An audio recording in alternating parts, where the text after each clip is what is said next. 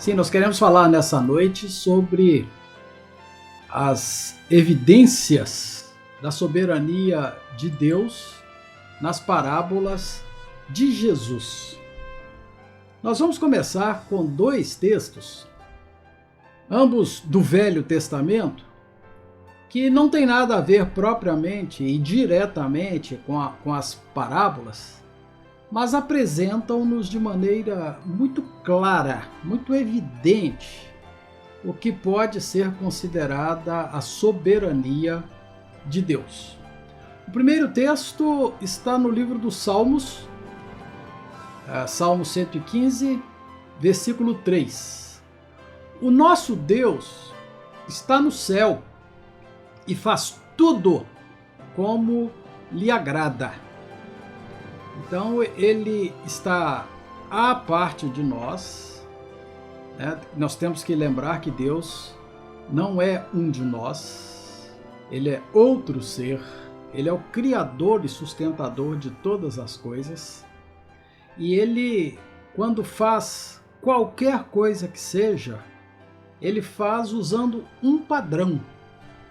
O padrão é esse, como lhe agrada. Aquilo que lhe agrada é o que ele faz. E o outro texto, Daniel, livro do profeta Daniel, capítulo 4, versículo 35.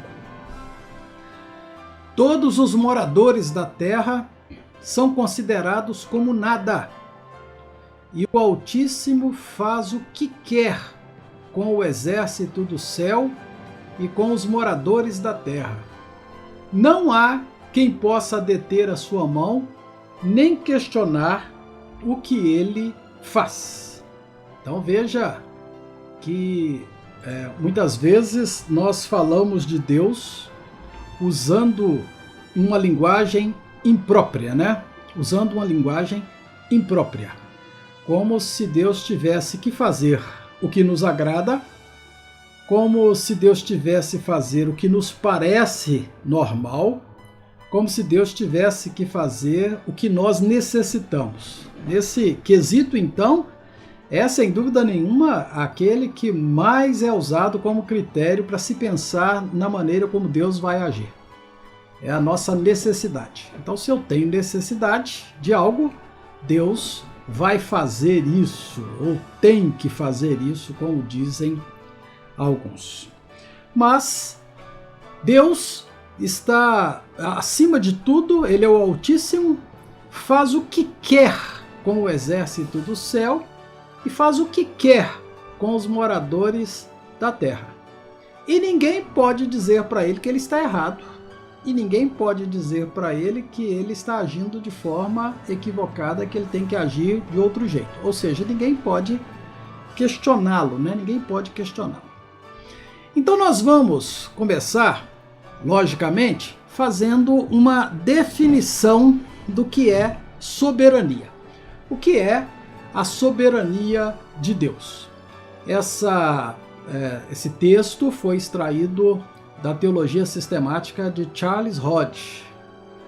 Então, a soberania não é uma propriedade da natureza divina, mas, na verdade, então, a soberania é uma prerrogativa oriunda das perfeições do Ser Supremo. Se Deus é Espírito e, portanto, uma pessoa infinita, eterna e imutável em todas as suas perfeições, o Criador e Preservador do Universo, a soberania absoluta é um direito dele.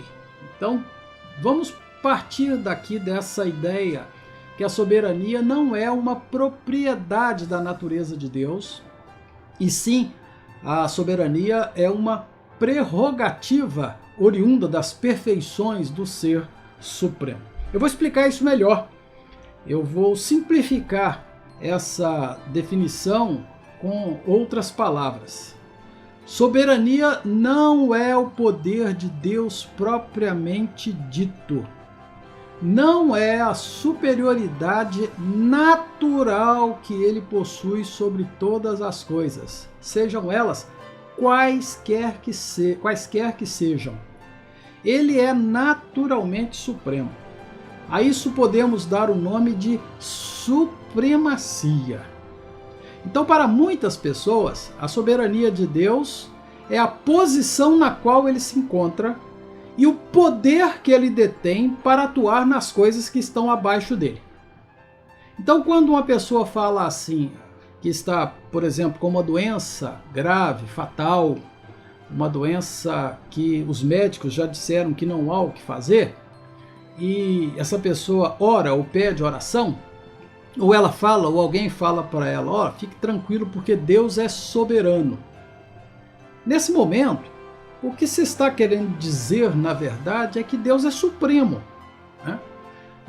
A ideia de uma soberania baseada apenas no fato de Deus ocupar uma posição suprema ou estar acima de tudo e tudo está submetido a ele, não é propriamente o significado verdadeiro do termo soberania. Essa supremacia de Deus é propriedade dele, faz parte da natureza dele. Ele tem tudo debaixo da mão dele. Então o termo soberania, como é usado teologicamente, como deveria ser entendido de um modo geral, é, como diz Charles Hodge lá na definição, uma prerrogativa que Deus possui de usar o seu poder da maneira que tiver vontade, segundo seus próprios propósitos, de acordo com a aprovação do seu próprio desejo. Não é o poder em si, mas como decide usar o poder que tem.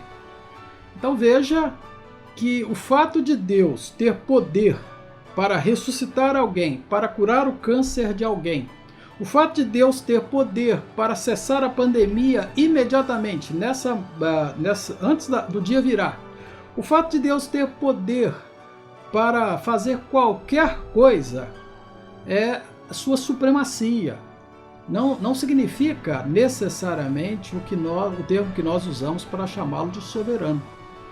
Soberania é você ter um câncer, você pedir a Deus para curar o seu câncer e Deus decidir não curar, decidir que é a sua hora de partir. Soberania é o fato de Deus decidir fazer alguma coisa de acordo com o próprio desejo dele, de acordo com a vontade que ele tem e o propósito que ele estabeleceu para as coisas. Então não podemos mais ficar confundindo o poder de Deus com a soberania de Deus. O poder elevado de Deus, que faz todas as coisas estarem necessariamente abaixo dele, é a supremacia dele. A soberania de Deus é o uso do poder. Então, quando nós falamos em supremacia, nós estamos falando da natureza de Deus, algo que lhe é inerente, algo que faz parte da própria natureza dele, é um atributo dele. E quando nós falamos de soberania, nós estamos falando do modo de Deus agir, em como Deus, a pessoa de Deus, que possui a prerrogativa de fazer com o poder dele o que ele quiser. Posto isso, para a gente não ficar mais pensando que soberania é só o poder de Deus curar alguém, ou é só o poder de Deus fazer uma pandemia parar, ou é só o poder... Engraçado eu falar só o poder, né? Porque isso já é algo grandioso, majestoso, faz parte da natureza suprema dele. Mas isso está aquém da natureza pessoal dele, que decide fazer com o poder que ele tem o que ele quer. Sendo assim, vamos ver algumas evidências da soberania de Deus nas parábolas de Jesus. Várias parábolas de Jesus apresentam indícios, evidências, né? Mostra para nós características da soberania de Deus. Então nós vamos ver 3 parábolas rapidamente. Nós não vamos nos ater nas mensagens dela, nos significados propriamente delas, mas nós vamos ver elementos que estão incluídos nestas parábolas que mostram para nós ou evidenciam para nós a soberania de Deus. Não propriamente o poder dele, mas a soberania de Deus. A primeira parábola que nós queremos ressaltar, para enxergarmos nela algum aspecto, algum indício, alguma evidência da soberania de Deus, é a parábola dos trabalhadores na vinha. Ela está registrada em Mateus capítulo 20, versículos de 1 a 16. E nós podemos resumir essa parábola ou lembrá-la para os irmãos. É aquela parábola do Senhor que contrata trabalhadores para irem trabalhar na vinha. Ele vai numa espécie de ponto onde os trabalhadores esperam ser contratados, e ele passa bem cedo e contrata, lá no início do dia, alguns. E ele vai contratando outros no decorrer do dia. Ele contrata, durante vários horários do dia, vários trabalhadores. E contrata os últimos, já perto do final do expediente, vamos dizer assim. Os últimos são chamados poucas horas antes do trabalho de todos terminar, né? E depois, ao final da jornada, do dia de trabalho, todos são reunidos para receberem os seus pagamentos, e o senhor, dono da vinha, entrega e manda pagar 1 denário para cada um deles. Cada um deles recebe o mesmo valor, desde aquele que começou bem de manhãzinha até aquele último que foi contratado já perto do final do expediente. E os que trabalharam desde mais cedo, aqueles que tiveram uma jornada maior, reclamam. Eles dizem, isso não está certo. Eles dizem, isso não é justo. É por isso que a Escritura diz para nós buscarmos em primeiro lugar o reino de Deus e a sua justiça, porque evidentemente a justiça de Deus não é a mesma justiça que nós adotamos, né? Então nós temos o nosso senso de justiça próprio, e esses homens usaram o senso de justiça particular que eles tinham. Olha, nós trabalhamos desde cedo, e como o pagamento foi feito àqueles que chegaram por último, aqueles que chegaram cedo olharam e pensaram assim, eu vou receber mais. E viram que o valor pago foi o mesmo para todos. E ao reclamarem, a resposta que eles obtiveram do Senhor da vinha foi essa que nós vamos ler aqui, Mateus capítulo 20, versículos 14 e 15. Jesus, no caso, o Senhor, que representa ali Deus, né, disse para aqueles reclamantes a respeito do valor que receberam. Disse, pegue o que é seu e saia daqui, pois quero dar a este último tanto quanto dei a você. Será que não me é lícito fazer o que quero com o que é meu? Ou você ficou com inveja porque eu sou bom? Então, observe, em primeiro lugar, que o Senhor não se interessa em ficar contornando a situação, em ficar tentando dar explicações ou em ficar tentando justificar-se. Pegue o que é seu e saia daqui. Algumas pessoas pensam que inclusive, elas têm um certo direito de estar na presença do Senhor e o Senhor tem que se submeter a recebê-las. Olha a soberania de Deus expressa aí. Pegue o que é seu e saia daqui. Você só vai receber o que é seu, que já lhe foi dado, e não precisa mais ficar aqui. Pois quero dar a este último tanto quanto dei a você. Qual é o critério? O critério é quero. O critério é esse. Não era um critério que satisfaria ou satisfazia aquele que trabalhou desde cedo. O critério dele era outro. Mas o critério do Senhor é baseado no seu querer. Eu quero dar a este último tanto quanto dei a você. Será que não me é lícito fazer o que quero com o que é meu? Então, é ressaltada aí tanto a vontade livre de Deus, do Senhor, a vontade que independe dos nossos julgamentos ou do que nós pensamos ser o certo ou o errado, uma vontade livre, o que é soberania. Não é o simples exercício do poder, mas é o querer fazer com o poder o que se deseja, e a propriedade de Deus sobre tudo. Às vezes nós nos esquecemos que todas as coisas pertencem ao Senhor. Dele a terra, o mar, tudo que ele fez, até os moradores da terra pertencem a ele, diz o Salmo 24. Ou você ficou com inveja porque eu sou bom? Então ele faz o que quer com o que é dele. Nessa parábola, especialmente nesses versículos 14 e 15, evidencia-se muito nessa comparação que Jesus faz do Senhor da vinha com ele mesmo ou com Deus, no sentido de retribuir coisas às pessoas. Então sobressai aí a ideia de que Deus é proprietário, de que Deus faz o que quer. Então temos aí uma evidência nesta parábola da soberania de Deus, mais do que do poder dele, da soberania dele. A segunda parábola é mais conhecida, é a parábola do filho pródigo.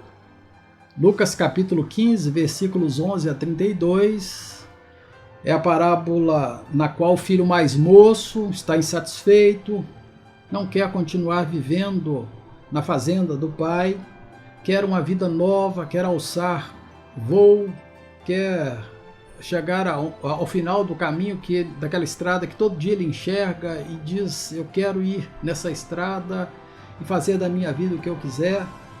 E ele pede ao pai a parte da herança dele, e o pai lhe concede, ele vai e gasta tudo, gasta tudo.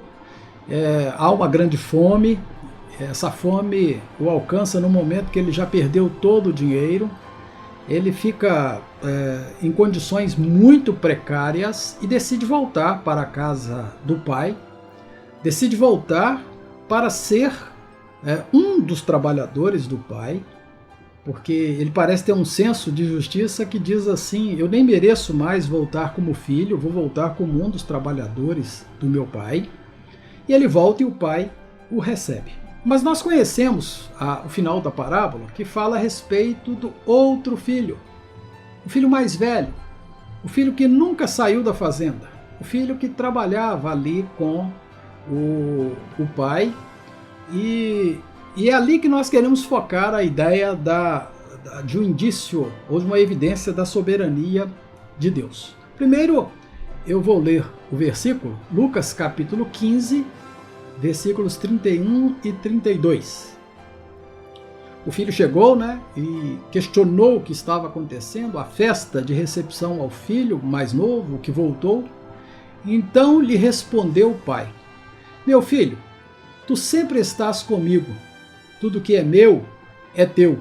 Entretanto, era preciso que nos regozijássemos e nos alegrássemos, porque esse teu irmão estava morto e reviveu, estava perdido e foi achado. Então nós nos acostumamos a ler, ouvir, refletir sobre esta parábola, embevecidos pelo amor do Pai, embevecidos pelo perdão, pela possibilidade de sermos recebidos na presença de Deus, num retorno a Ele.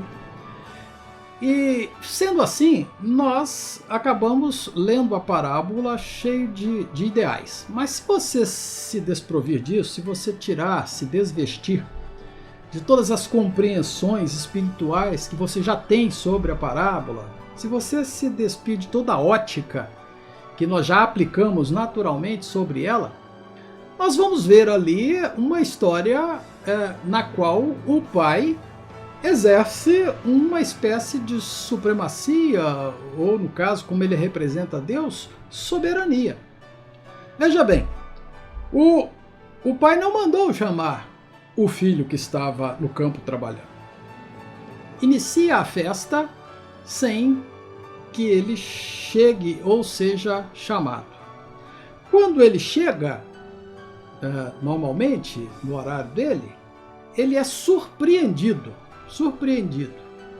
A informação que ele obtém a respeito do que está acontecendo vem de um dos empregados, que lhe diz o que está acontecendo. E ele expressa o aborrecimento dele. E ele diz: meu pai, eu tenho estado aqui trabalhando e nunca você me ofereceu um novilho sequer para eu me alegrar com os meus amigos.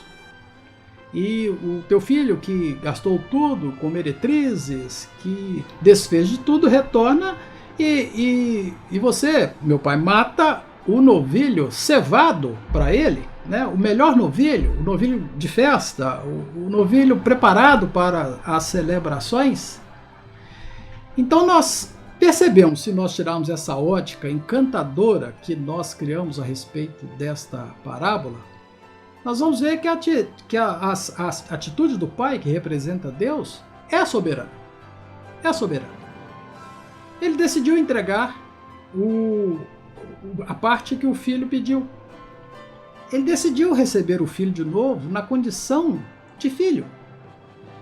Ainda que o filho tenha dito: trata-me como um dos teus trabalhadores, ele decidiu não atender nesse aspecto e decidiu restaurá-lo à condição de filho. Colocou sandálias nos pés, anel, roupa festiva e faz uma festa, integra e publicamente revela com essa festa para todo mundo, para que todos notoriamente saibam que o filho foi restaurado à condição de filho. E o pai não questiona se ele está voltando para casa sem absolutamente nada, um miserável e sujo de um trabalho que ele fazia lá na maior simplicidade. E diz para o filho mais velho: meu filho, tu sempre estás comigo, tudo que é meu é teu. Tudo que é meu, né? Isso aqui, se você tirar a ótica espiritual da beleza que nós sabemos que essa parábola expressa, tirando isso, essa história, inclusive, se lançada à mesa para ser julgada pelos homens puramente, sem pensarem na natureza espiritual dela, os homens vão dizer que isso é uma grande injustiça. Isso aqui daria um bom conflito familiar, né? Eu acredito que por aí muitas famílias tenham conflitos familiares semelhantes ao que esse poderia naturalmente gerar. Porque o filho mais novo leva, vamos dizer aí, a metade da fortuna, gasta tudo. A outra metade parece de direito pertencer ao filho que ficou, mas o pai ainda chama de dele. Né? Tudo que é meu, ainda que diga, é teu. Então, ressalta a decisão dele, de que nós precisávamos nos regozijar e nos alegrarmos porque o teu irmão estava morto e reviveu, estava perdido e foi achado. É como se dissesse: não há opção para você. Né? Não existe possibilidade de você reagir a isso de qualquer outra maneira. Só há uma reação possível. Então, nessa parábola, apesar da ótica maravilhosa de amor de Deus, de perdão, e muitas vezes nós até usarmos o filho mais velho só para usar como modelo de reprovação de como os crentes agem, os irmãos mais velhos, os que estão na igreja quando recebem alguém. Apesar disso, se você se despir de toda essa ótica, você vai ver ali o pai, que representa Deus, agindo soberanamente. Não depende do que o outro filho acha, não depende do valor da fortuna perdida, não depende desse filho agora usufruir da riqueza restante, remanescente, que de certa maneira pertence ou deveria de alguma forma pertencer, pelo menos uma disputa humana, ao outro filho. Então essa parábola, ela revela a soberania de Deus, revela o senso e o modo como Deus usa o que ele possui, o que é dele, da maneira que ele quer, do modo como ele quer.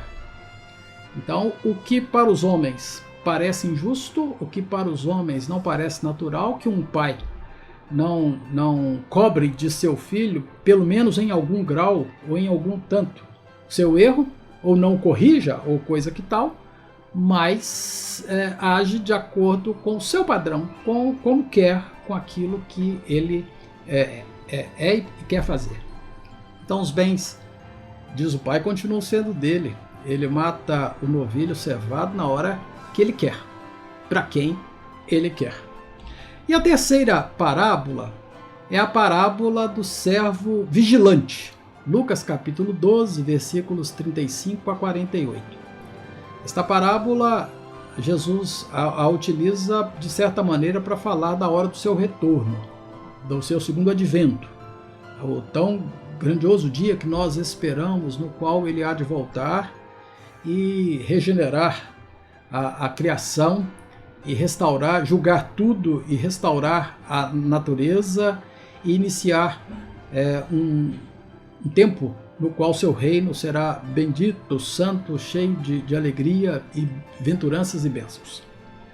A parábola fala do Senhor que sai para as festas de casamento e que volta a hora que quer.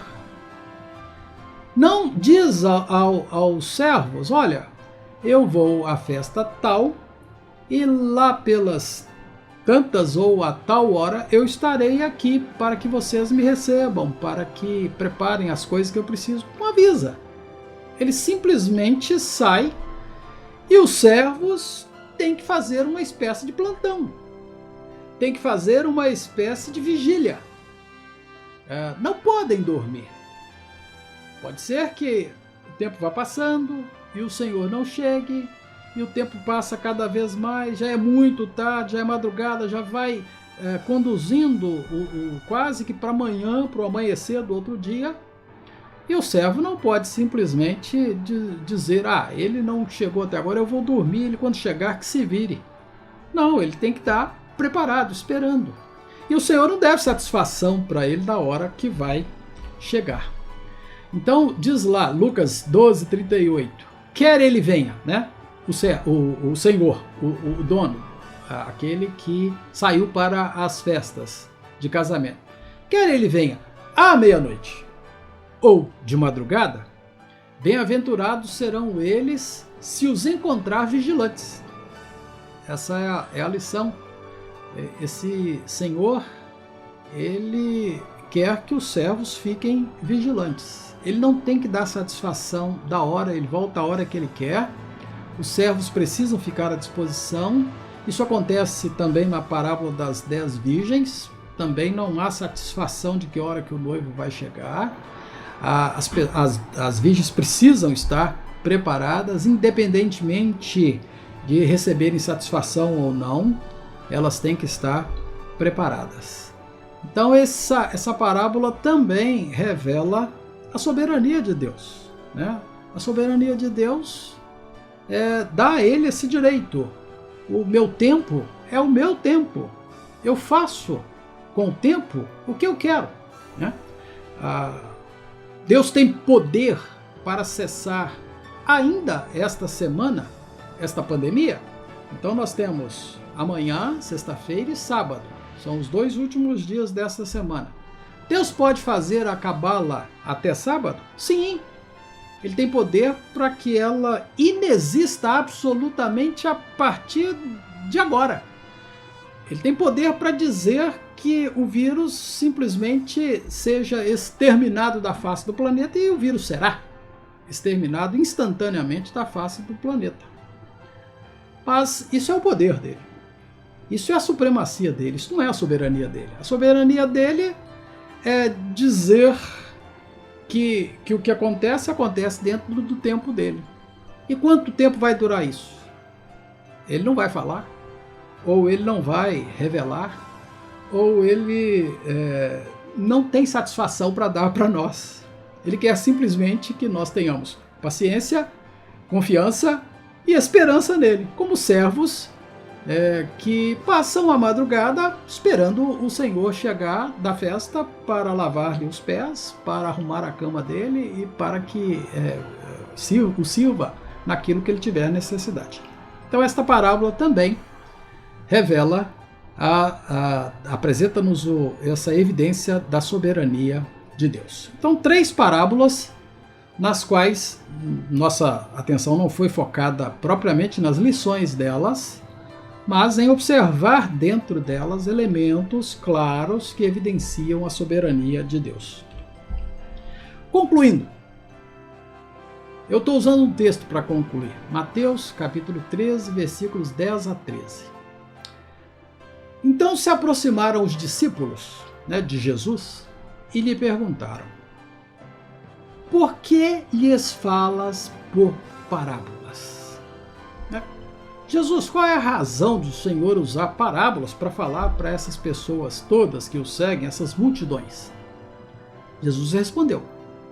A resposta foi: porque a vós outros é dado conhecer os mistérios do reino dos céus, mas àqueles não lhes é isso concedido.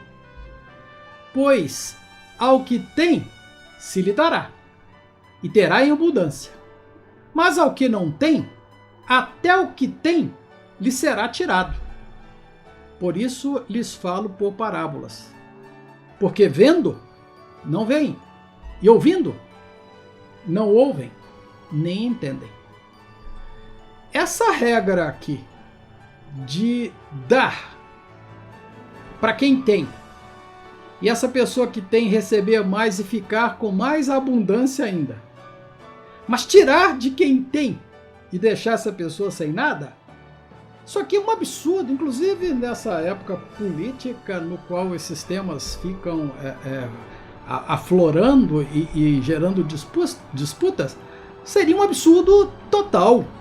Isso aqui confronta todo o ideal humano, isso aqui confronta todas as regras de igualdade que os homens querem estabelecer, toda a isonomia, tudo que os homens pensam que deve ser feito para igualar as pessoas. Então Jesus disse claramente: eu falo por parábolas porque vocês foram escolhidos para conhecer os mistérios do reino dos céus. Eles não foram escolhidos para conhecer os mistérios do reino dos céus. Eu falo por parábola para eles não entenderem. Eu falo por parábolas para que eles ouçam e não venham a entender, e não venham a saber. Para que eles vejam e não compreendam. É por isso que eu falo por parábolas. Precisaria, porventura, de um exemplo melhor do significado do que seja soberania, do que esse versículo diz para nós? Não há o que falar. E, inclusive, nem tentar explicar. Apenas saber, conhecer o que foi dito. E é o que Deus fala para nós. Então, soberania não é o poder de Deus. Soberania é como Deus decide exercer o seu poder. E sendo assim, no exercer o seu poder, ele pode escolher tirar de quem tem e deixá-lo sem nada, e dar a quem já tem e ele ter mais abundância ainda. Ou revelar-se a um, dando-lhe conhecer os mistérios do reino, e a outros esconder, não permitir entender. Então, isto é soberania. Deus é soberano. Claro, além de ser supremo, além de ser Senhor sobre tudo. Ele é também soberano. Deus nos ajude, Deus nos abençoe, Deus nos fortaleça.